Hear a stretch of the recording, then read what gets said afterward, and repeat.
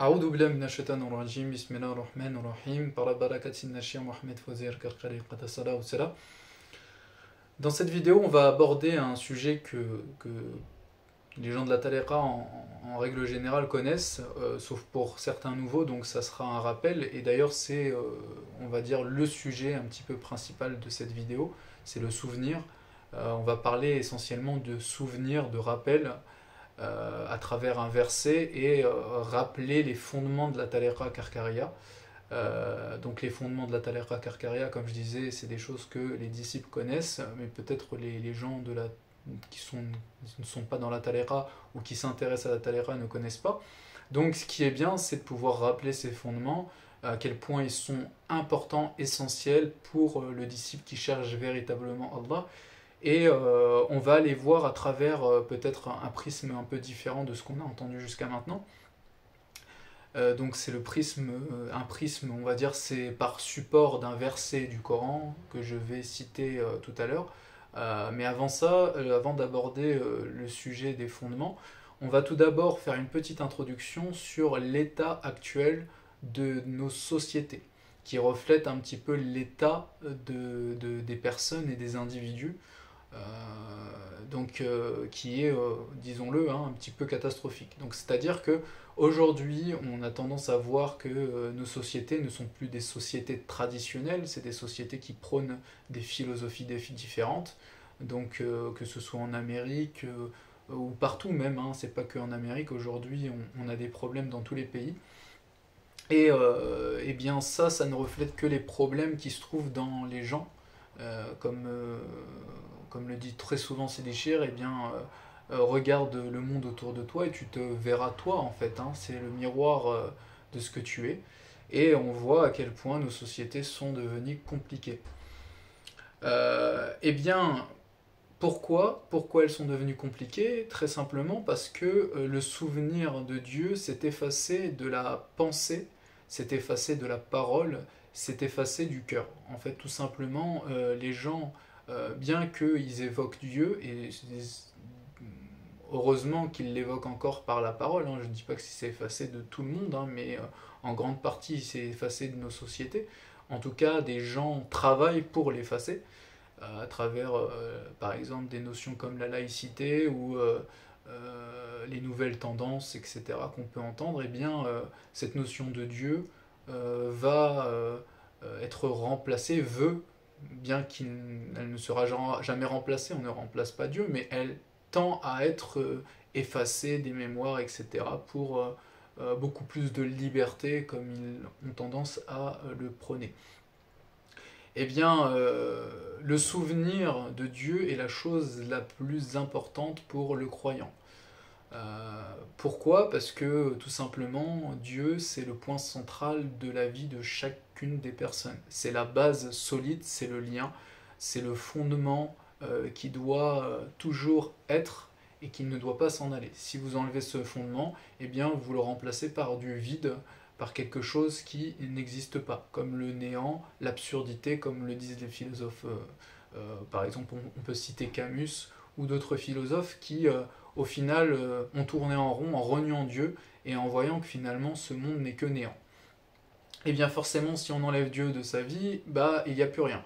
Parce que c'était la base la plus solide, hein. C'est comme vous construisez une maison, vous faites des fondations, et bien si ces fondations ne sont pas solides, et Dieu, la maison ne tient pas, quoi, hein. C'est comme, donc c'est pour ça que l'islam est venu comme une religion, on va dire presque, c'est pas presque, hein, c'est parfaite, parce qu'elle reflète la sunna du professeur Salem, reflète cette base solide.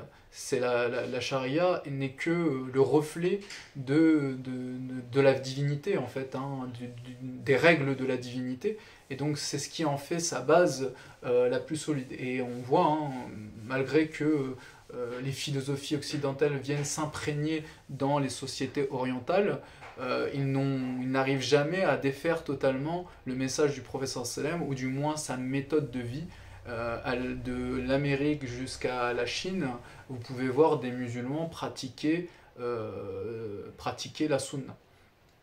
Donc ce qui est important aujourd'hui, c'est le souvenir d'Allah à travers le verset que je vais vous citer maintenant, qui est donc un verset qui est très important, c'est le verset de la sourate Al-Nur, donc une sourate qui est une référence dans notre tariqa, ou du moins une notion qui est importante, c'est la notion de lumière. Dans la sourate Al-Nur, on parle de la lumière et on parle du verset 37.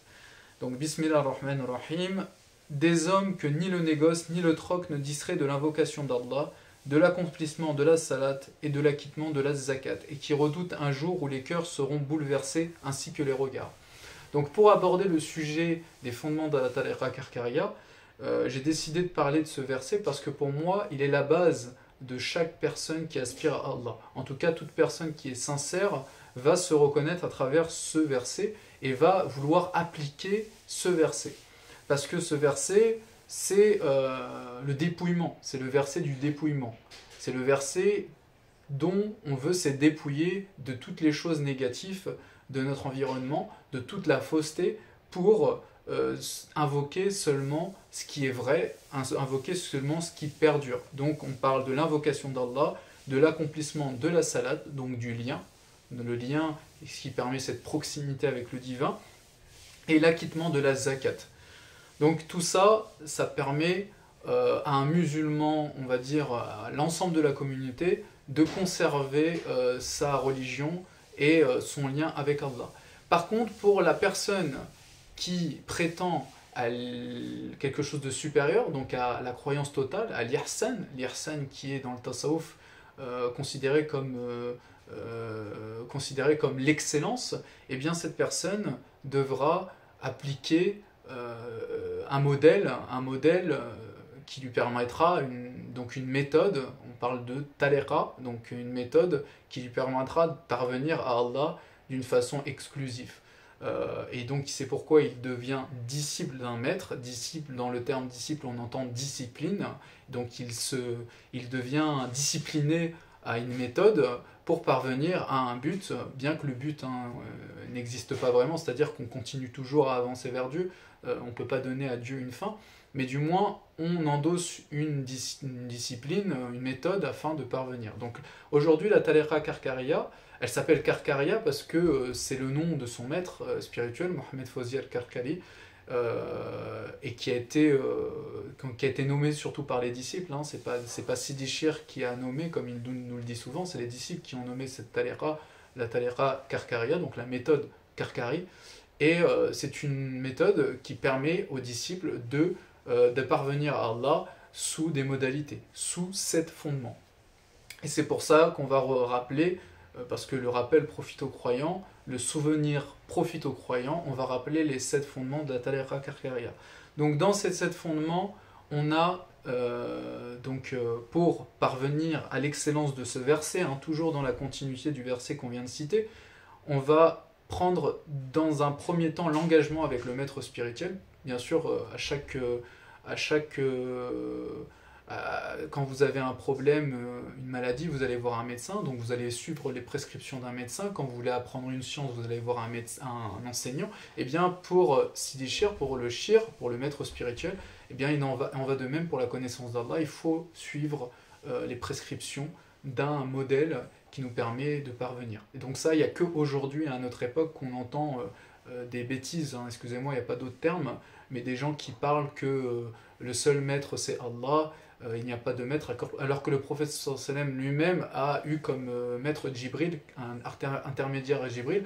Donc cette sottise de ce siècle, de ne pas vouloir de wasita, c'est ridicule parce que à chaque époque, on peut prendre de la tradition occidentale à la tradition orientale, il y a toujours eu des maîtres, on a toujours été voir les maîtres pour la science, et il n'y a qu'aujourd'hui qu'on se réclame de vouloir parvenir à la science sans maître. Donc, toujours à travers ce verset, on va s'organiser dans notre méthode, dans notre chemin, à travers les 7 fondements de la tariqa Karkaria, qui sont l'engagement, donc la prise de béra, comme on disait, donc avec le wird. Donc le wird qui est, on va dire, la prescription, on va dire le remède qui va s'appliquer du matin au soir, donc une fois le matin, une fois le soir, que le disciple doit conserver dans sa vie, intégrer, et qui ne doit pas dire que c'est dur, parce qu'une fois que les choses sont intégrées dans la vie, elles deviennent faciles, hein. C'est comme quelque chose comme une séance de sport, hein. Au début, bah, ça fait mal, et puis bah, par la suite, on commence à l'intégrer naturellement. Ensuite, on a le ism Allah. Donc le ism Allah, c'est l'évocation d'Allah. Quel plus grand rappel que évoquer le nom suprême d'Allah? Eh bien, c'est pour ça que dans la tariqa, après un certain temps, une fois que le disciple a les aptitudes, qu'il est capable de supporter aussi le nom Allah, eh bien le disciple lui donne l'autorisation d'exercer le nom Allah, le mentionner à travers son cheminement. Et donc ça, il devra le faire régulièrement, surtout dans le dernier tiers de la nuit. Donc se lever dans le dernier tiers de la nuit et essayer au plus possible de mentionner ce nom. Donc tout ça sert à se souvenir d'Allah et à sortir de la distraction, comme on citait tout à l'heure, du mondain.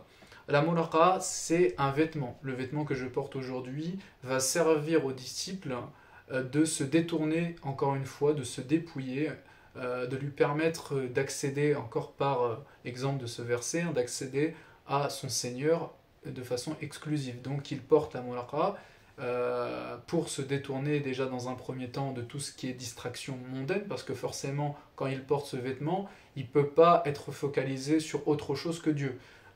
Quand on a plusieurs personnes qui nous regardent, que ce soit en bien ou en mal, hein, peu importe, hein, il y a des gens qui ont une très bonne opinion de la mulaqa, mais d'autres qui en ont un peu moins, et bien lui va projeter sa propre réalité sur ce qui l'entoure. Donc des fois il va croire que les gens le regardent d'un mauvais œil, finalement il le regarde d'une bonne façon.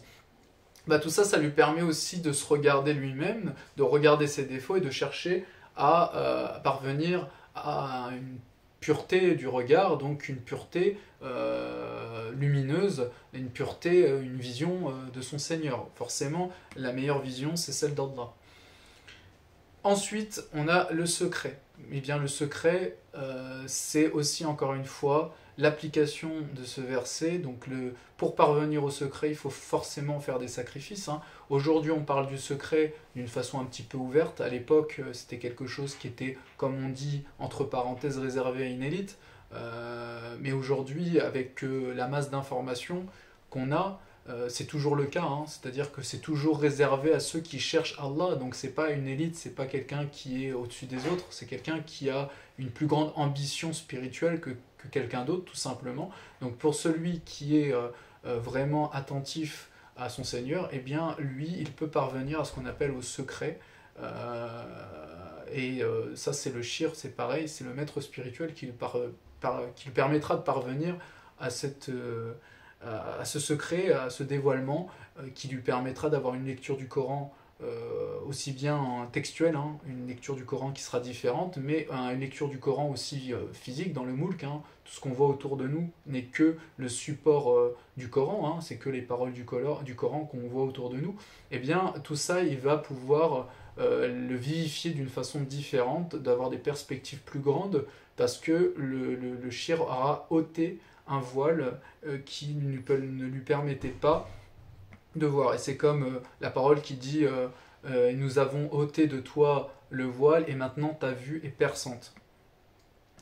Ensuite, un fondement qui est essentiel, je dirais aussi que c'est une base, hein, parce que ça fait partie des sunnas du professeur Salem, des premières sunnas, hein, quand je parle de sunna, c'est la khalwa. La khalwa, c'est l'isolement. Alors, des gens se diront, parce qu'on a tendance aussi à voir les choses de façon un petit peu physique, matérielle. On va se dire, oui, mais où je vais trouver une grotte pour faire la khalwa? Non, c'est pas comme ça qu'il faut voir les choses. La khalwa, c'est un lieu, c'est un isolement. Tu peux très bien le faire intérieurement déjà, si t'es pas capable, un disciple n'est pas capable de le faire extérieurement, donc dans le physique, il le fera intérieurement, il va commencer à moins parler, à s'isoler un petit peu plus avec lui, etc. Donc ça peut être cette première chose, mais la khalwa, voilà, c'est là où le professeur Selem a eu la révélation, donc c'est une recherche de s'absenter de la distraction pour on va dire, se rencontrer son Seigneur, et c'est ce que faisait le professeur Selem quand il s'isolait sur la montagne de Hira. Ensuite, la hadra. Alors ça, c'est pareil, il y a beaucoup de gens qui cherchent à démentir à effacer la hadra, eh bien je leur dis maintenant, ils ne parviendront pas à effacer la hadra, parce que la hadra fait partie des fondements dans toute l'histoire du tasawwuf, dans toute l'histoire de l'islam, des fondements qui, on va dire, permettent d'une façon rapide de parvenir à la hadra d'Allah. D'ailleurs, on parle de hadra, donc qu'est-ce que plus grand que la présence? Eh bien, quand un disciple fait la hadra, donc on peut peut-être la traduire, bien que ça soit un terme pour moi un petit peu aujourd'hui péjoratif, parce que certaines personnes un petit peu déviantes dans l'esprit, quand on va évoquer le mot danse, vont tout de suite se ramener à des choses un petit peu basses et viles. La danse, c'était quelque chose qui était pratiqué par toutes les traditions depuis des siècles. Ça n'a jamais c'est pas quelque chose de nouveau. Ça a toujours été quelque chose de spirituel. Maintenant, on l'a rendu décadent, on a rendu quelque chose on l'a rendu soufli, hein, mauvais, négatif. Mais la hadra permet de se connecter très rapidement d'Allah, de se connecter intérieurement. Et d'ailleurs, dans la hadra, le disciple prononce le nom Hayy, donc le nom le vivant, qui permet pour lui de se rapprocher d'Allah grâce à la symbiose du groupe et des qasidas qui sont chantés, etc. Donc c'est un support, un fondement qui est très important. Et pour finir, un fondement qui a son importance aussi, une très haute importance, c'est la siyaha. La siyaha, c'est la pérégrination, donc c'est quelque chose qui a été pratiqué aussi par différentes traditions, comme le christianisme, où on a eu beaucoup de pérégrinations, mais ça a toujours été pratiqué, hein. Ça a été pratiqué du temps du prophète sallam quand il est parti de la Mecque pour aller jusqu'à Médine. Ça a été pratiqué par les prophètes. C'est quelque chose qui permet de se retrouver avec Allah. Ce qui est intéressant avec la siyaha, c'est qu'elle a tendance à revêtir aussi tous les fondements de la tariqa. Il y a à travers la siyaha l'isolement, il y a à travers la siyaha le dhikr, l'invocation, il y a à travers la siyaha la khalwa, il y a à travers la siyaha la hadra, la présence d'Allah à travers son périple. Donc toutes ces choses permettent vraiment aux disciples de se rapprocher d'Allah et de parvenir le plus rapidement possible à lui. Donc c'est la méthode, c'est le chemin, c'est la tariqa, c'est la méthode Karkari. Et c'est des méthodes qui ne sont pas nouvelles, c'est des méthodes qui ont perduré. C'est seulement l'époque actuelle, la négativité ambiante, qui cherche à effacer des mémoires le tasawwuf, le soufisme. Mais le soufisme perdurera, bien que les négateurs voudraient nous effacer. Ils ne nous effaceront pas, car ils ne peuvent effacer le souvenir d'Allah. C'est-à-dire qu'ils ne peuvent effacer ce qu'Allah a décidé, est-ce qu'Allah a établi comme vrai. Comme on dit, la vérité va avoir tendance à brûler les gens, mais c'est comme ça. Il faut l'accepter et accepter que ces fondements permettent à un disciple qui est vraiment sincère de parvenir à la connaissance de son Seigneur. Voilà pour cette vidéo. Subhana rabbika rabbil izzati amma yasifun wa salamun ala al mursalin walhamdulillahi rabbil alamin.